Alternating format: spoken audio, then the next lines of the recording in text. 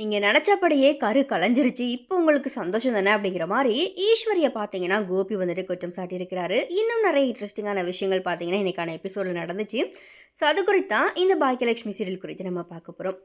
So, அந்த வகையில இந்த எபிசோட்ல பார்த்தீங்கன்னா, கீழ தடுக்கி விழுந்த ராதிகாவுக்கு இப்போ கரு கலைஞ்சிருக்குது. இதனால குடும்பத்தினர் எல்லாருமே பயங்கர வேதனையில இருக்கிறாங்க. ராதிகாவோட கர்ப்பம் கலைஞ்சதுக்கு ஈஸ்வரி தான் காரணம் அப்படின்னும், ஈஸ்வரி தான் ராதிகாவை தள்ளி விட்டாங்க அப்படிங்கிற மாரியா ராதிகாவோட அம்மா கமலா குற்றம் சாட்டுறாங்க. இதை ராதிகாவும் நம்புறாங்க. இதனால கோபியை அவங்க அதிகமாக திட்டுறாங்க. நான் முன்னாடியே சொன்னது போல் உங்கள் அம்மாவை உங்கள் வீட்டுக்கு நீங்கள் அங்கே போய் விட்டீங்க, இல்லை இங்கே கூட்டிகிட்டு வராமல் இருந்தீங்க அப்படின்னா இப்போ இதே போல் நடந்திருக்குமா அப்படிங்கிற மாதிரியாவும் கோபிக்கிட்ட பார்த்தீங்கன்னா ராதிகா வந்துட்டு கொந்தளிக்கிறாங்க. ஈஸ்வரி தான் ராதிகாவுக்கு பின்னால் இருந்து ராதிகாவை தள்ளிவிட்டாங்க அப்படிங்கிற மாதிரியா கமலா தொடர்ந்து சொல்கிறாங்க. தான் அதை பார்த்தேன் அப்படிங்கிற மாதிரியாவும் அவங்க சொன்ன நிலையில் ராதிகாவுமே இதை வந்துட்டு உறுதியாக நம்புகிறாங்க. ஆரம்பத்திலிருந்தே தன்னுடைய கருவை கலைக்க சொன்ன ஈஸ்வரி தான் தன்னை பின்னால் இருந்து தள்ளிவிட்டாங்க அப்படிங்கிற மாதிரியா ராதிகாவும் நினைக்கிறாங்க. இதை தொடர்ந்து இது எல்லாத்துக்குமே கோபி தான் காரணம் அப்படின்னும் கோபியை பார்த்தீங்கன்னா ராதிகா பயங்கரமாக திட்டுறாங்க. இந்த நிலையில் ஈஸ்வரிக்கும் கமலாவுக்கும் பிரச்சனைகள் வந்தப்போ மறுபடியும் ஈஸ்வரியை பாக்கியா வீட்டுக்கு அனுப்பி வைக்குமாறு ராதிகா சொன்னதை காதில் போட்டுக்காம கோபி நடந்துக்கிட்டாரு. இதனால் முன்னாடியே பார்த்தீங்கன்னா ராதிகா அண்ட் கோபிக்குள்ள பிரச்சனைகள் வந்ததையும் நம்மளால் பார்க்க முடிஞ்சுது. இந்த விஷயத்தை கேள்விப்பட்டு ஈஸ்வரி ஹாஸ்பிட்டலில் ராதிகா வந்து பார்க்குறதா இன்னைய எபிசோடில் வந்துட்டு காமிச்சிருந்தாங்க. ஆனால் ஈஸ்வரியை பார்த்ததும் ராதிகாவும் கமலாவும் கத்தி தீக்குறாங்க.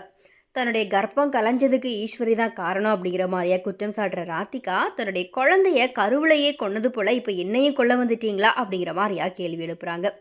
இது எல்லாமே கேட்குற ஈஸ்வரி ரொம்பவே அதிர்ச்சியோட நான் ராதிகாவை தள்ளிவிடலை அப்படிங்கிற மாதிரியா கண்ணீரோட சொல்கிறாங்க. நான் அப்படியெல்லாம் செய்யக்கூடிய வேலை கிடையாது அப்படிங்கிற மாதிரியாவும் ஈஸ்வரி சொல்கிறாங்க. அவங்க அதை கேட்குறதுக்கு உண்டான ஒரு சூழலில் இல்லாத நிலையில் அந்த ரூமில் இருந்து வெளியே வர்ற ஈஸ்வரி கோபிக்கிட்ட நான் அப்படியெல்லாம் பண்ணுவேனா, அவங்க சொன்னதை கேட்டுக்கிட்டு நீயும் அப்படியே நின்றுக்கிட்டு இருக்கியே அப்படிங்கிற மாதிரியா அழுகையோட கேட்குறாங்க. இதை தொடர்ந்து பேசுகிற கோபி ஆரம்பத்தில் இருந்தே இந்த கருவை கலைக்க சொன்னது நீ தான், ராதிகா கிட்டேயும் கருவை கலைக்க சொன்ன, அதனால் இப்போ நீ நினச்சது போலவே நடந்துருச்சு, இப்போ உனக்கு சந்தோஷம் தானே அப்படிங்கிற மாதிரியா ஈஸ்வரியை பார்த்தீங்கன்னா கோபியுமே குற்றம் சாட்டி பேசுகிறாரு. தன்னோட மகனும் கரு கலைஞ்சதுக்கு நான் தான் காரணம் அப்படிங்கிற மாதிரியா சொல்கிறத கேட்டு ஈஸ்வரி பார்த்தீங்கன்னா மனசுடைஞ்சு போகிறாங்க. இதுக்கிடையே ஈஸ்வரிக்கு பாக்கியா கால் பண்ணுறாங்க. தொடர்ந்து அவங்க எங்கே இருக்கிறாங்க அப்படிங்கிற மாதிரியாவும் கேட்குறாங்க. ஆனால் கோபியோட குற்றம் சாட்டால் கண்ணீரோடு இருக்கிற ஈஸ்வரி மொபைல்லையும் தன்னுடைய அழுகையை வெளிப்படுத்துகிறாங்க.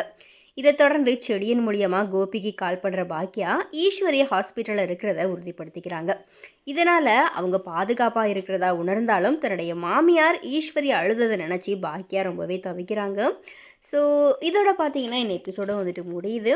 ஆக்சுவலாக பார்த்தீங்கன்னா ராதிகாவும் கமலாவும் வந்துட்டு இனி ஈஸ்வரி அந்த வீட்டில் இருந்தாங்க அப்படின்னா நாங்கள் அந்த வீட்டுக்கு வரமாட்டோம், நான் என் அம்மாவோடையே ஊருக்கு போய்டுறேன் அப்படிங்கிற மாதிரியா ராதிகா பார்த்தீங்கன்னா ஒரே படியாக இருக்கிறாங்க.